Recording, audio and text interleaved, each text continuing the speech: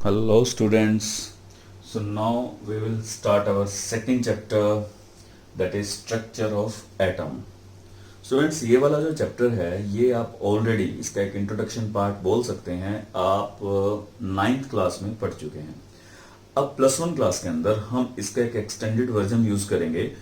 आप बहुत सी ऐसी चीजें स्टडी करेंगे जो वहां पर एक जनरल वे में दी हुई थी, अब उसको हम एक एक्सप्लेन वे में स्टडी करेंगे। ठीक है।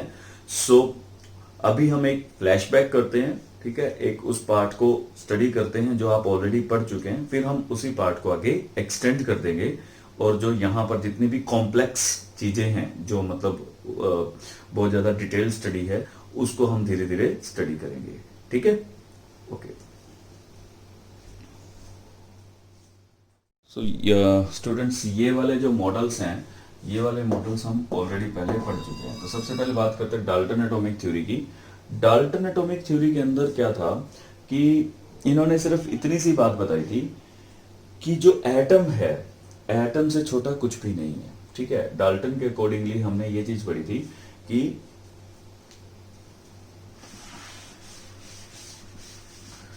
डाल्टन टोल्ड अस कि यहां पर यूनिवर्स है, universe is made up of matter, matter is made up of particles and particles are made up of atoms. उन्होंने बोला कि एटम से छोटा कुछ भी नहीं है। Atoms are responsible for any chemical reaction. कोई भी केमिकल रिएक्शन हो रही है तो उसके लिए कौन रिस्पॉन्सिबल है? एटम्स है।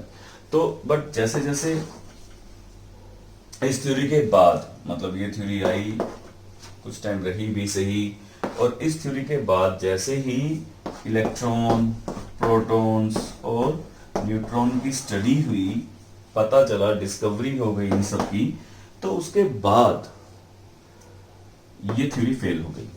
उसके बाद धीरे धीरे और मॉडल्स आने लगे, जैसे कि जो पहला मॉडल आया इसके बाद, जो इनकी डिस्कवरीज के बाद आया था भी, यस एटम्स छोटा नहीं है, atoms is the not smallest part of the universe, इससे भी छोटे हैं, मतलब उसके अंदर भी इन ये पार्टिकल्स हैं, दीज आर सब एटॉमिक पार्टिकल्स। क्या बोलते हैं इसे? सब एटॉमिक पार्टिकल्स। एटम्स के अंदर भी सब एटॉमिक, सब मतलब छोटा, सब एटॉमिक पार्टिकल्स भी अवेलेबल हैं। वो पार्टिकल्स कौन से हैं? इलेक्ट्रॉन्स हैं, प्रोटॉन्स हैं एंड न्यूट्रॉन्स है। इलेक्ट्रॉन के ऊपर नेगेटिव चार्ज होता है, प्रोटॉन के ऊपर पॉजिटिव चार्ज होता है, न्यूट्रॉन के ऊपर कोई चार्ज नहीं होता, ये है। तो ऐसे सब एटॉमिक पार्टिकल्स भी अवेलेबल हैं। तो it means atom is not the smallest part, atom से भी छोटे पार्टिकल्स अवेलेबल हैं, जिसको हम क्या बोलते हैं? सब एटॉमिक पार्टिकल्स। धीरे धीरे इन सब एटॉमिक पार्टिकल्स की स्टडी होने लगी। ये इनको एक चीज और यहां पर ऐड करना चाहूंगा, इलेक्ट्रॉन, प्रोटॉन और न्यूट्रॉन, ये तीन होते हैं फंडामेंटल सब एटॉमिक पार्टिकल्स। क्योंकि आज जनरल इंट्रोडक्शन है तो मैं आपको वो चीजें बता दूंगा जो आपको आगे आने वाले चैप्टर में पता होनी चाहिए। These are the fundamental sub atomic particles. Fundamental क्यों कहा? क्योंकि ये ऐसे पार्टिकल्स हैं जो हर एटम में मौजूद होते हैं। तो क्या केवल तीन ही सब एटॉमिक पार्टिकल्स हैं? The answer is no. Around 35 sub atomic particles हैं, ठीक है, जिसके अंदर से ये तीन जो हैं ये हर एटम के अंदर मिलते हैं। तो इस वजह से इनको क्या बोल देते हैं अपन? फंडामेंटल। जैसे हमारी बॉडी के अंदर सेल है, हमारी बॉडी सेल से मिलकर बनी हुई है, हर बॉडी के अंदर सेल मिलती है, हर एनिमल सेल जो होगी वो हर एनिमल के अंदर प्रेजेंट होगी, ठीक है। तो हम उस सेल को क्या बोलते हैं? Fundamental unit of life. Fundamental word वहां यूज किया जाता है जो हर किसी के अंदर होता है, अवेलेबल होता है। तो इलेक्ट्रॉन, प्रोटॉन, न्यूट्रॉन हर किसी में अवेलेबल होते हैं, तो that's why they are considered to be as fundamental sub atomic particles. But ऐसा नहीं है कि ये केवल तीन ही हैं। अराउंड 35 सब एटॉमिक पार्टिकल्स अभी तक पता लग चुके हैं, यानी कि एटम के अंदर इतने fundamental sub atomic particle available हैं। हाँ, इलेक्ट्रॉन, प्रोटॉन, न्यूट्रॉन जो हैं ये सबसे पहले डिस्कवर हुए थे और इसी के बाद जब देखा गया ये हर किसी में अवेलेबल है, because electrons are responsible for the chemical reaction. But Dalton के अकॉर्डिंगली क्या था कि atoms were responsible for any chemical reaction. तो उस चीज को चेंज कर दिया गया बाद में, वो थ्योरी फेल हो गई डाल्टन एटॉमिक थ्योरी की। हमने नाइन्थ क्लास के अंदर इसके बहुत सारे एस्पेक्ट्स को भी स्टडी किया है और काफी अच्छी थ्योरी थी, बट उसके बाद ये वाला पोर्शन उसका नेगेटिव हो गया। तो यहाँ पर हम इलेक्ट्रॉन, प्रोटॉन और न्यूट्रॉन के बारे में अब आगे डिस्कवर करेंगे। फिर उसके बाद जो नेक्स्ट थ्योरीज आई, नेक्स्ट थ्योरीज के अंदर इनकी अरेंजमेंट कैसी थी एटम के अंदर, हमने उसके ऊपर मॉडल्स देखे। ठीक है, वो देखते हैं। सो नेक्स्ट था जब इलेक्ट्रॉन, प्रोटॉन, आई मीन उस टाइम तक इलेक्ट्रॉन्स और प्रोटॉन्स की तो स्टडी हो चुकी थी, डिस्कवरी हो चुकी थी, पर न्यूट्रॉन्स अभी तक डिस्कवर नहीं हुए थे। तो एक मॉडल आया था थॉमसन मॉडल ऑफ एटम। ठीक है, जे थॉमसन ने ये मॉडल दिया था।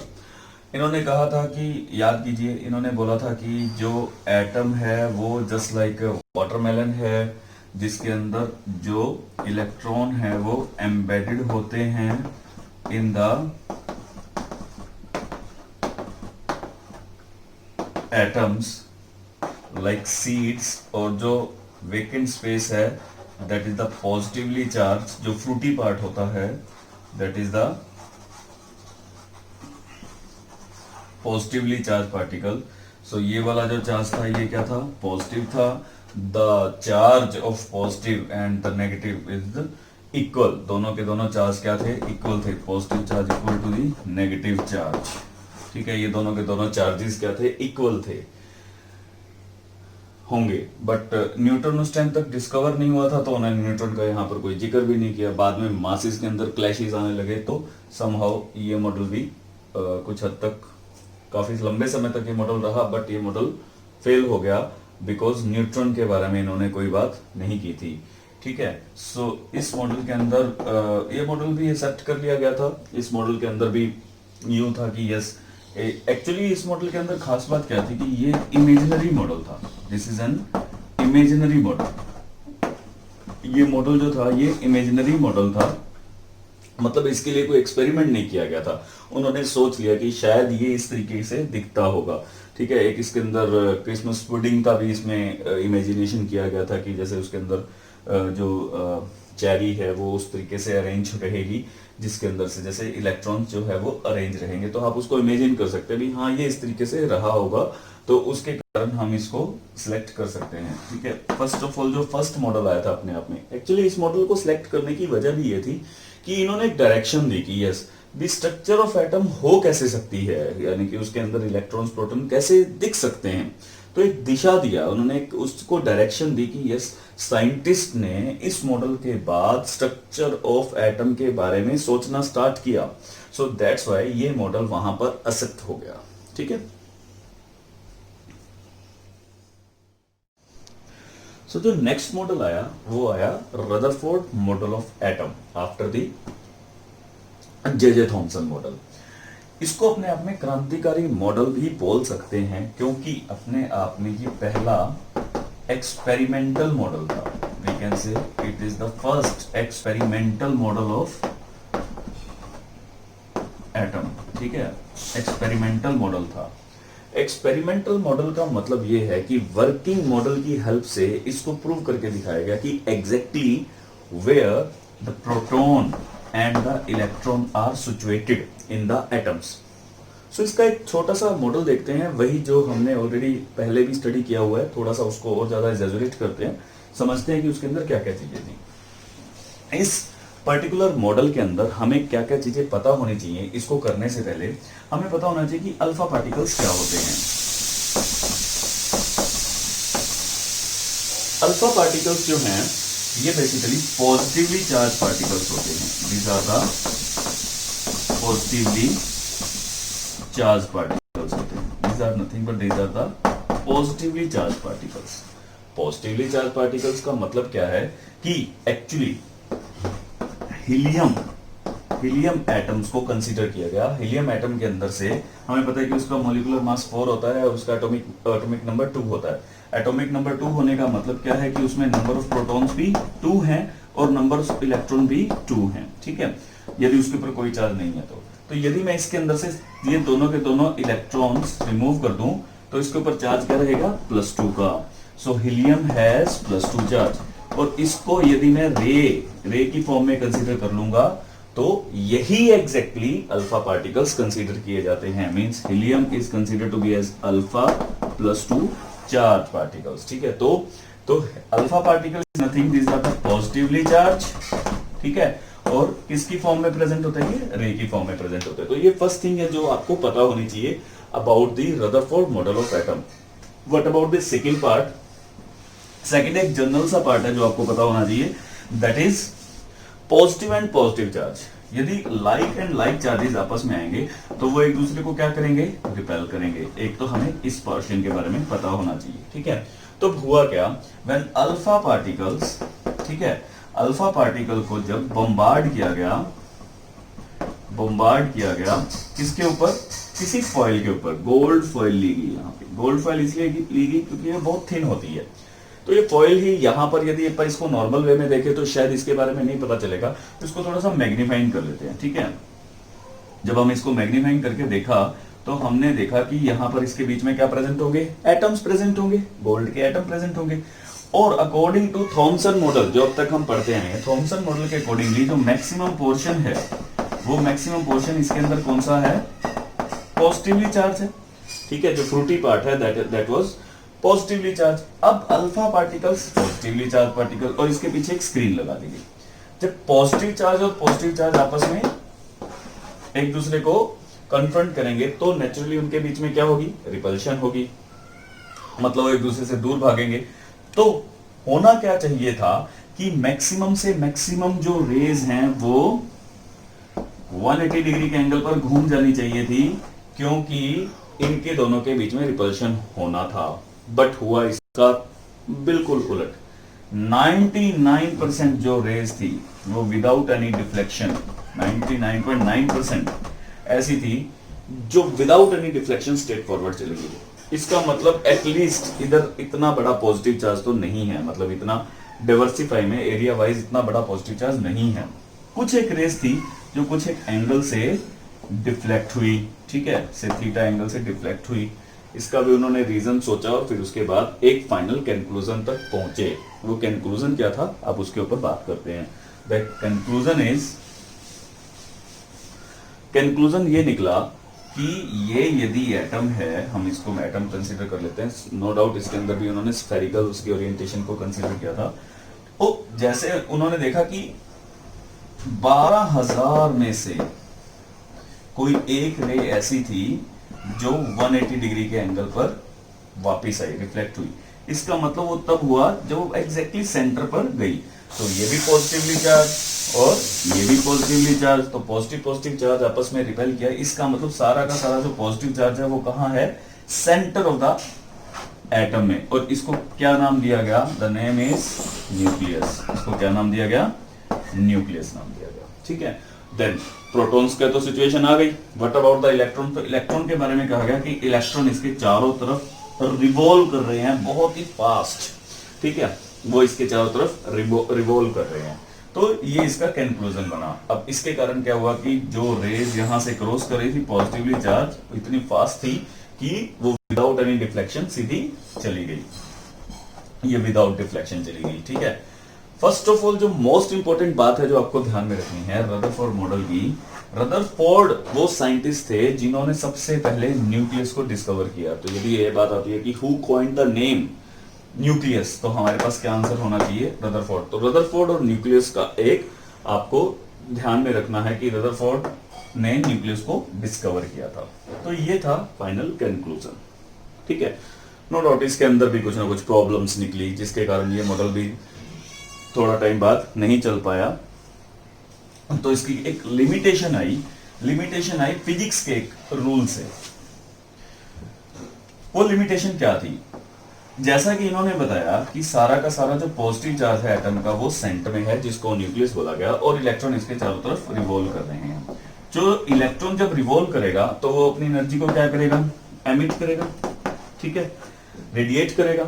और जैसे ही वो इसको एमिट करेगा तो उसकी अट्रैक्शन टुवर्ड द सेंटर बढ़ती रहेगी। तो होगा क्या कि रिवॉल्व करते करते करते करते करते करते अल्टीमेटली वो इसके अंदर क्या हो जाएगा, सिंक हो जाएगा।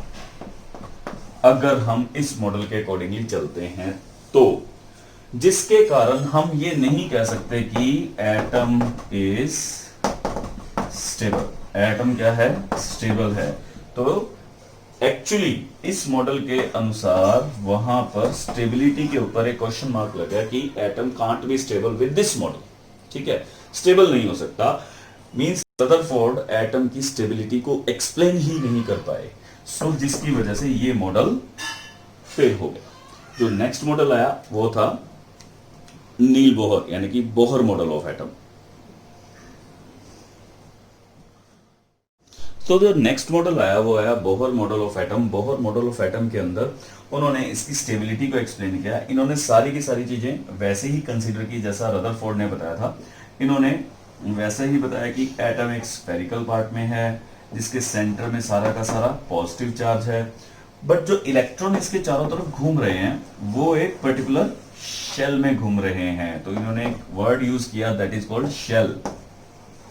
शेल जिसको हम ऑर्बिट भी बोलते हैं, एक पर्टिकुलर ऑर्बिट में घूम रहे हैं। मींस यदि इस इलेक्ट्रॉन की इतनी एनर्जी है तो किसके बराबर? Energy of electron will be equal to energy of the shell. तभी वो शेल के अंदर रिवॉल्व करेगा, अदरवाइज वो शेल के अंदर रिवॉल्व नहीं करेगा। मींस कहने का मतलब सिंपल सा ये है कि जब इलेक्ट्रॉन इस शेल के अंदर घूम रहा होगा तो इनका एनर्जी पैटर्न बिल्कुल सेम रहेगा। जो इलेक्ट्रॉन इसके साथ अपनी एनर्जी को, शेल के साथ अपनी एनर्जी को मैच करता है, केवल वही इसके साथ रिवॉल्व करेगा, घूमेगा। दूसरी बात, ड्यूरिंग जब वो इसके अंदर घूम रहा होगा, जब इसके चारों तरफ चक्कर लगा रहा होगा, उस दौरान ये अपनी एनर्जी को एमिट नहीं करेगा। ठीक है, it will not emit it's energy, या एनर्जी को रेडिएट नहीं करेगा। तो अगर ये एनर्जी को रेडिएट ही नहीं करा तो वो इसके अंदर ही घूमता रहेगा, जिसके कारण यहां पर ये इसके अंदर सिंक नहीं होगा। By this way Bohr model of atom ने इसकी स्टेबिलिटी को एक्सप्लेन किया। हमारे +1 के अंदर इस पर्टिकुलर बोहर मॉडल को हमने और ज्यादा एक्सप्लेन वे में पढ़ना है। ये तो जनरल सा मैंने आपको बताया है, ठीक है। इसको और ज्यादा एक्सप्लेन वे में पढ़ेंगे, इसके बारे में अभी हमने बहुत सी बातें करनी है। तो बस अभी के लिए मैं आपको सिर्फ इतना ही बता रहा हूँ बोहर मॉडल के लिए, कि आपको सिर्फ बोहर मॉडल के बारे में सिर्फ इतनी सी बात ध्यान में रखनी है कि इन्होंने स्टेबिलिटी को एक्सप्लेन कर दिया था। ठीक है, ये 2-3 पॉइंट्स जो यहाँ पर लिखे हुए हैं बस वही ध्यान रखने हैं। एक्चुअली में हम बोहर मॉडल को भी बहुत डिटेल में पढ़ने वाले हैं।